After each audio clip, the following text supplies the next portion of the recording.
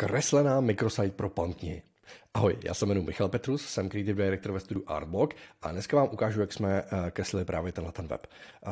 Web měl sloužit k tomu, aby si lidi stahovali aplikaci pro čtení digitálního obsahu e-booku. Navrhli jsme nějaké barvy, vytvořili nějaký vizuální styl těch ilustrací, on byl takový velice editoriálový, něco, co se k tím knížkám opravdu hodí.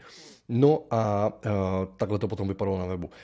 Ty ilustrace se samozřejmě daly použít samostatně pro posty na sociálních sítích a další podporu té aplikace, vlastně do aplikace samotný.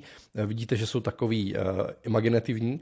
Oni ještě vznikaly nějaký citylighty, tam jsme vlastně tvořili zase plagáty, které podporovaly tady stažení té aplikace a čtení e-knih. No a tady už je samotný web, který vidíte, že je velice jednoduchý, má krásné pastelové barvy. Je to vlastně průvodce toho, proč si tu aplikaci stáhnout, kde jsou ty její výhody, až na nějaký CTAčko tady stažení té aplikace. Včetně malých detailů, které zapadají do toho UI.